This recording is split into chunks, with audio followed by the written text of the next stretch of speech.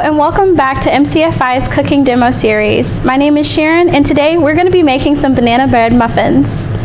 So I'm started off here, got a little bit of a head start mashing up 2 fresh bananas. We just cut them up, and right now we're just mashing them down so that way they have a better texture, and we'll be able to mix them in better with our batter. So as we know right now, eggs are very expensive, and if you see this later on and eggs are a little bit cheaper, well, that'll be a lot more fun. So instead of using eggs right now, we're going to be using some bananas and mixing it with oil and milk to try to capture that same texture for the bread while also having a more affordable option. Plus it's banana bread, so it'll have a great taste and flavor. So as you can see, I've taken the bananas and already chopped them up into little spirals or little discs. And you want to make sure that when you beat them, you see a even consistency all throughout. You'll start to notice they seem mushy, almost like baby food. That's how you know that the consistency is closer to where you want it to be. Ideally, you want the consistency to favor almost like an egg yolk. A little bit runny, but still elastic. So now that we've gotten some chunks in there, we're starting to see the juices going, the elasticity is there. Now we're gonna add in our oil. So this is regular vegetable oil. You can use other types, but vegetable oil is widely accessible and usually very easy to find. So we're just gonna pour that in. That was 1/3 of a cup if I'm not mistaken. And we're gonna set it to the side. So now we're gonna start to mix this around. Once you've kind of mixed it around and it's a little bit even, maybe chopping up some more chunks in the bananas, then we're gonna add in 2/3 cup of milk. This is almond milk. You can use regular milk like 2%, or you can also add in water. A lot of people bake with milk or different liquids to be able to bring in flavor, different textures, but water is just fine as well. We're going to carefully mix this around. You'll start to notice the oil, the milk, and the bananas kind of going together, and it'll have a very liquidy yet solid consistency, kind of semi-fluid. The reason we're doing this today though is because bananas are a great way to stay heart healthy. As of this recording, it's February, so we want to be able to show you fun potassium-rich alternatives or potassium-rich recipes that you may enjoy. So this is regular banana bread mix. A lot of people use flour, baking soda, and there are a plethora of banana bread recipes out there.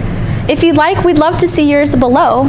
Please comment it so that way we can see more recipes and find new ways to enjoy bananas. So we're going to sprinkle this in pretty evenly. You might not want to put the whole thing at once to be able to make sure it's smooth and has a consistent texture. You might want to put some in, stir it around, and add more as you go. Some people, whenever they're preparing their flour or they're preparing their bread, you may put it, thank you. That was the oven letting us know that it's at the proper temperature, which is at 400 degrees. Before starting, we warmed our oven for 400 to 400 degrees Fahrenheit. That would be the proper temperature for muffins. A lot of people bake banana bread at 350 degrees. But as I was saying, whenever you're baking, preparing, whether it's pre-made like a boxed recipe or whether it's just at home, a lot of people like to sift their flour using a regular strainer to be able to break it up some and have a little bit less clumps and make your batter overall more smooth. So we're just going to keep adding that in and mixing it around. You'll start to see it takes more of the batter texture, but it still has that beautiful, almost kind of oatmeal look with the bananas, and almost smells cinnamony. So today we are using a banana bread, like a pre-prepped recipe. That way it's a little bit faster and it's super easy to find in stores. We always want to use things that are accessible to you and easy to find. So as we're getting towards the end here, make sure that you're really mixing things in all the way around and getting a good coating. You'll start to notice as you mix, it'll get stiffer. We'll toss the last of that in there and set this to the side.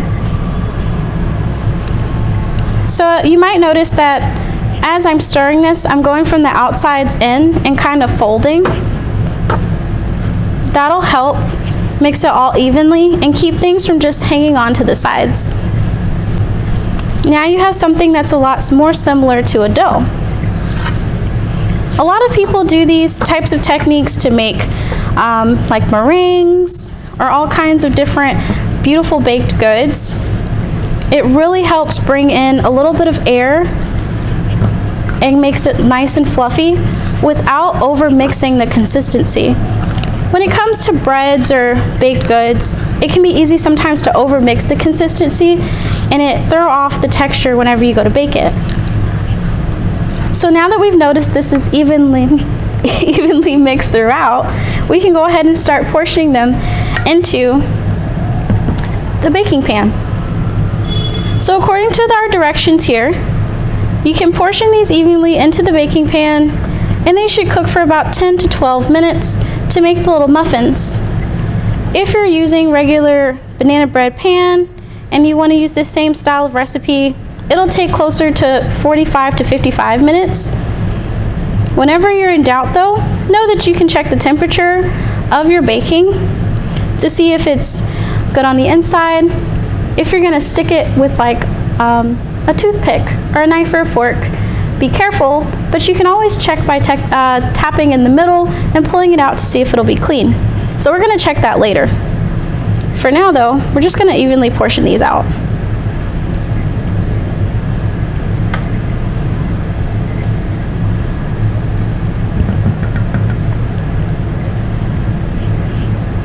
All right, so potassium, as we get from bananas and different sources in our food, is really helpful for our blood, healthy for our heart, and potassium shows up in so many ways in our body.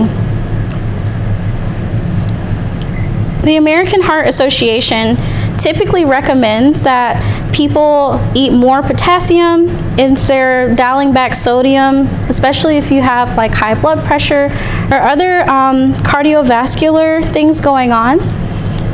It's always a good idea to ask your doctor about things that you find on the internet or that you see in demos or in shows to see if those things will work the best for you. But studies have shown that increasing potassium paired with eating less sodium can help people that have heart conditions. So go back and ask your doctor or see a dietitian to see what would be best for you. I think right now though, what would be best for me is to try one of these. I'm so excited. So we're almost done portioning these out here. Just getting to the last two.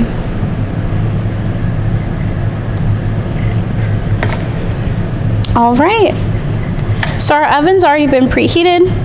We're gonna pop these in, bake them, and see how they come out. You can set this to the side.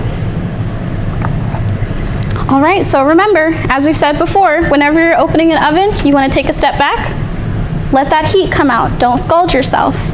Then you can place this on a tray in the middle rack or towards the top. Close. Thank you. We'll be back in just a moment. So once again, take a step back, let that heat come out. And we're gonna grab, oh, we're not gonna punch the muffin.